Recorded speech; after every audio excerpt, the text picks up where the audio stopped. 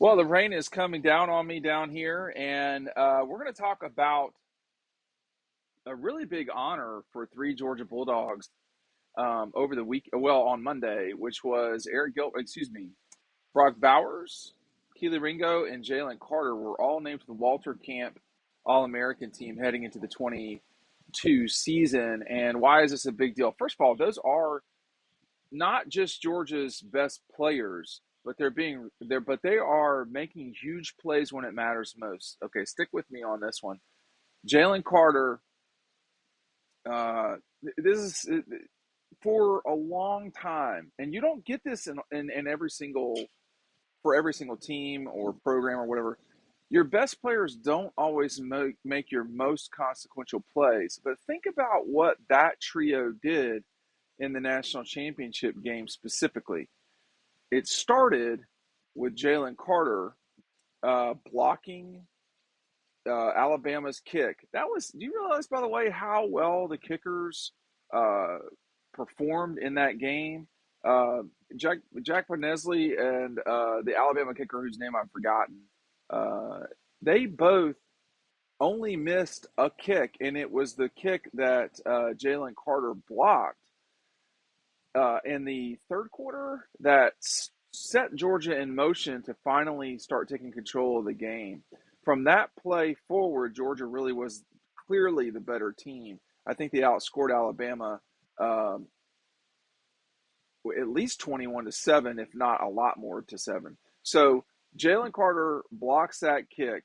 The play later, James Cook down the sideline, exploding. You could see the better team arriving at the game and kind of exploding into the season. And then a couple of plays after James' play, you had Jalen Carter leading the way for Zamir White to score a touchdown. So that was Jalen Carter, Walter Camp All-American, a preseason All-American. That was his moment in the national championship game, his moments. And then you switch to Brock Bowers. Okay, so we're in the fourth quarter. Stetson's already run Georgia down the field to take the lead 18-17, or no, excuse me, 19-18. Golly. And Georgia is forced to punt from Bama. Now they're only up a point. They come back down they come back down again down the field. Now it was mainly running this time. Run, run, run, run, run. They get just outside the red zone, and who do they see? Brock Bowers. He's connected with Stetson for a touchdown that put the Dogs up 8 with not a lot of time remaining. I think it might have been 2 minutes, 3 minutes left in the game. And it really was a tough gut punch for Alabama to deal with, because at that point, not only did they have to go the length of the field, but they were going to have to convert a 2-point conversion. I didn't think there was no way. I had told Andrew, who shoots for the University of Georgia itself, not the athletic department.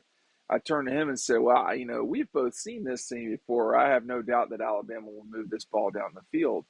But the 2-point conversion was the part I was skeptical of. Like scoring a touchdown, honestly, I thought that would be hard for Alabama to do. But and I stayed in the end zone for a moment just because I thought maybe Georgia's defense would stop them right off the gate. But Bryce Young can move the ball, and Alabama started moving down the field. I was skeptical of the 2-point conversion. Let me add this and make sure y'all remember. Hey, you can pick up our 2022 preview. It is out and about now. It's harder for me to show it to y'all because it's not a hardbound copy. It's a magazine. It's not a book. If you get DAWGSTRUCTION, you get this for free. Order DAWGSTRUCTION. Take advantage of it. If you just want the magazine, you can pick it up where? Clayton Street, Red Zone. Check it out today. But if you're not in Athens, the number one thing to do, and I've seen a lot of out-of-state people do this, they're just ordering it, and I have everything in stock as of today. So if you ordered and you're watching this, you're like, where are my books or where's the magazine? They're on the way right now. We got to box up a few more tomorrow and send them on the way, but I've got them now, and it's going to be that I have to reorder soon because so many people are taking advantage of this offer. Don't miss out. So we go through this thing, and here comes Alabama getting down the field a little bit, and I don't think it was Jalen Carter, but someone sort of pressured Bryce Young. Look, he just made a bad play, and that happens. He threw a ball underthrown into what turned out to be double coverage. And here comes Kelee Ringo. And you've seen Kelee on the cover of DAWGSTRUCTION for months now. I don't think I need to show you that image. But Georgia's best three player, and you know, Kelee took a 78-yard jog into the end zone. I've got images of Kirby's family excited, screaming and yelling. I've got images of Josh Brooks with his family. Josh Brooks is the athletic director of Georgia, and his family screaming. Richard LeCount with Quavo in the background. Um, you know, Dylan Weber did a great job of hitting all of those images at the national championship game. I well, Ryan Curley did as well. I was positioned for what I thought would be the consequential play. I was on the Georgia sideline, but I was with Alabama coming towards me because um, incorrectly, I thought the game would come down to if Georgia stopped Alabama on a 2-point conversion. And I learned my lesson that Georgia and Alabama games are decided in end zones. And, you know, you go back to 2012 with Aaron Murray. You look at 2017, which I have the image of Devonta Smith scoring the game-winning touchdown against Georgia. It's iconic. Um, the 2018 Southeastern Conference Championship game, that was decided in the end zone. So I said three of the last five games of Georgia and Alabama have been decided in the end zone on the last play of the game. This was decided in the end zone, just the opposite end zone from where I was at. So my image of Walter Camp All-American preseason, Kelee Ringo, is of Kelee running away from me with Ben Watson jumping up and down with total enthusiasm um, in the frame as well. And eventually Ben blocked me out. But, you know, you can't know as a photographer where the play is going to go. You just have to use your best guess. Dylan was properly positioned.